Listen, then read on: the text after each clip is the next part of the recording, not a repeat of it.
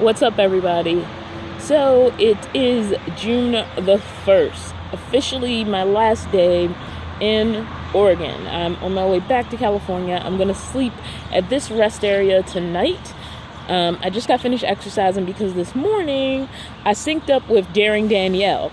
For those of you who know her from YouTube, you know her by that name because that's her channel name. Obviously, I don't walk around and call her Daring. I just call her Danielle. And it was our second time hanging out since I've been here. So we kind of already got cross-mingled with the germs or whatever. So that happened. So for anybody who's going to be like, oh my God, you guys are sitting right next to each other, no mask. That, I mean, like, we haven't like hugged or got like super close or anything like that. As far as like generally having spoken in each other's area, we kind of had already violated the 6-foot bubble. But anyway, the point is we went to a rally for George Floyd and Black Lives Matter today. I recently, when I went to her house, actually, I got a traffic stop from a cop. And I was particularly fearful, honestly, because I'm Black. And on top of that, tensions are high. And it's something I think only happens, to people who have systematically seen people who look like themselves have these overreactions from cops for minor infractions. And so as I entered this situation with that fear, I'm the type of person who's going to become super polite, but it's just a minor traffic stop. Like, just because of the color of my skin, I should not be experiencing that level of fear. And like talking to one of my Caucasian friends, they don't go through that. I go through that particularly because of the color of my skin. And I don't want this to become a preachy channel, but this was something I went through, and it was something I experienced, and I've been, accused of being too happy. And the thing is, I am generally happy. I don't walk around in the world being afraid. I'm not afraid to sleep in my van in the city. I'm not afraid to sleep in it in the middle of nowhere. I'm not afraid to cross borders and go places I've never been. None of that scares me. But knowing the reality of overreactions in minor infractions where things have escalated, yes, I've had this particular fear. And so I felt like I needed to go to this rally and be a part of it. And so, me and Danielle, we went. And so this is video from the rally. I have intentionally turned comments off of this video because I do not want to discuss this. I do not want to get into it. I simply want to share the experience because this channel is about sharing my experiences, words, and just being honest about those experiences as much as is true. So feel however you want to feel about it. We'll see if people unsubscribe because they feel a certain way about it. We'll see if I gain or lose subscribers as a result of it. But the point of this channel has always been to be honest about my experiences. I can't say words right now. Experiences is what I experience wherever I am. So here's the video. I'm just going to play it. I'm going to play the parts of me and Danielle talking, and then we're just going to let it fade on out. So, George Floyd! George Floyd! I can't breathe! George Floyd! George Floyd! George Floyd!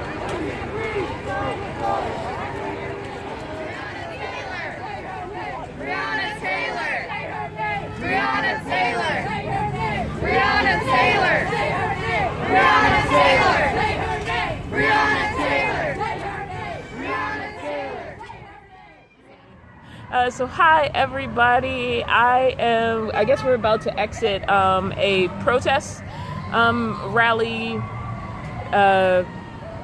for George Floyd down in Medford. Why am I stumbling over my words? You say things. Oh my God. Well, not only is it scorching hot today, but it's been just an eventful morning, such an energized morning. We've been here in Medford and we had a rally yesterday, but there's just so many wonderful, beautiful hearts that showed up to just say, that we're just completely completely dismayed and uncomfortable with the whole death of George Floyd. I think it just caught a lot of people by surprise, and just a video of 8 minutes of someone crying out for his life it's really touched people and really motivated a lot of people to want to come out and just bring awareness, or just at least say that they aren't comfortable with that kind of behavior taking place in the United States. And so it's just been such a emotional time. Yeah. For a small town, this whole rally has had a huge turnout, and I'm so glad, Don, that you came to this. You don't even live in this town, and you've decided to come out and just make your voice heard and just kind of, support the group.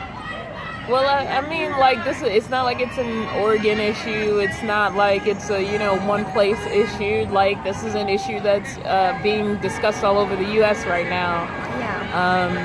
Definitely. So, yeah, and, like, I went to visit you the other day, and I got stopped for a minor traffic infraction, and it was just a reminder of how fearful it is to be a person of color when dealing with the police. And if I was deserving of a ticket, that was one thing, but there was this other level of fear in that moment that was beyond the normal oops, I messed up. Right. And it was just this idea of being isolated as a person of color by a cop, because like we've seen sort of law enforcement react way in the extreme of what is necessary for small infractions, especially with people of color. Yeah. And that's sort of the problem, Oh yeah, and it's especially a curious thing when you are on the road, because you're kind of the most vulnerable there, and just to see people, and I don't know if it's coronavirus related or if it's other issues or just a global phenomenon. It just seems like more people than ever are just have a higher level of anxiety and discomfort and just angst about life. Like, we don't know what's going to happen next. We don't know what's coming. We're uncomfortable. We're unsettled. There's an unsettledness to the world right now. And so I just, be with these people and just pray that people are safe, that people can be pulled over by cops, at any time. And I worry about it too. It's like, will I just be pulled over and get a ticket? That would be best case scenario. Yeah. It's like, okay, that's a reasonable, Yeah, but I could lose my life. And we know, stories of like Philando Castile, where he's literally just reaching to get his driver's license. Yeah. And he's killed in front of his wife and his child, and there's no consequence for it. I think that's the worst thing. Yeah. It's like, when there's no consequence, it's like, yeah, anybody could just kill anyone and just say, I was afraid, or, I was uncomfortable, I thought they might have a gun, as long as that's appropriate. And so I think it's so important that we gather together and just say that, from here forth, people have to be held accountable if someone dies on their watch.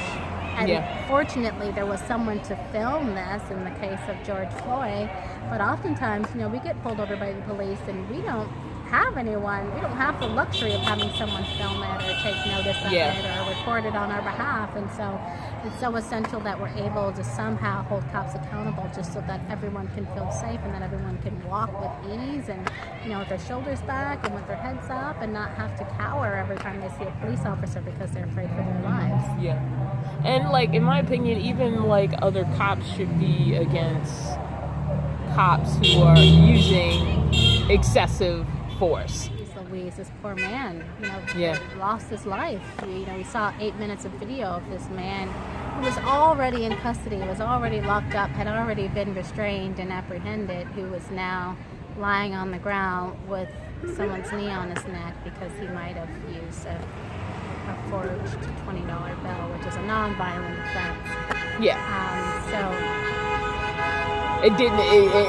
There is no measure of the level of escalation to the crime that was committed. Yeah, the punishment definitely didn't fit the crime in that case. And so and it makes me really happy, because it's like, this is a very mixed race crowd. In fact, I would say it's probably predominantly white. And I feel like there's a lot of white people that feel like, oh, it's not my issue, or oh, I don't understand it. Maybe more of them than there are people who try to criminalize black people for just being black, like in terms of Ahmaud Arbery's, like, oh, he was just a jogger, or they were just protesters, like they already just assume that whatever black people are doing is inherently criminal. But there's a lot of white people here who have taken on this fight as their own, and I'm really encouraged by that, because it really does take us all, black people can talk about it being an issue, and hope that it touches the hearts of people who are in positions of power, who are in positions to really make these big decisions on how we move going forward. And I just appreciate that there's so many people that are like, we understand it, we see this happening, we identify with what's happening, and we don't find it to be cool either, because I think that there's a fine line between people that are just silent and people that are actively diminishing the efforts of black people to try to right these wrongs or try to bring awareness to this kind of injustice. So I'm just really encouraged by the people who are non-black who also have taken on this fight, because technically they will have to, and I like some of the signs that I saw that said silence is also violence, and that it's not enough to just be not racist, but you need to be actively anti-racist in this time. Like, it's calling for people to up-level their efforts a little bit, and not just be like, well, I'm not racist, so I don't know what's going on, and I wish this person all the best, and I don't know what happened, but like to take the time to understand, to educate yourself, and to take action. I think that that's so important. All right, I think that's a good place to end it on. Oh, well, Don, I'm so glad you came to visit. I didn't imagine you'd be doing this, but Yeah, I was supposed to come up here and like work some Shakespeare theater, but that ain't happened. I know, and then we were supposed to go on a hike today, but our hike ended up being around the streets of town with our signs and with the group. I mean, we were also supposed to like go adventuring last time we hung out, and we ended up just talking. Yes, but the last time we got a late start on the day. But we can still do it tomorrow. And it's not like I'm going like a billion miles away. Like California is 6 to 8 hours away. You technically don't have to leave tomorrow.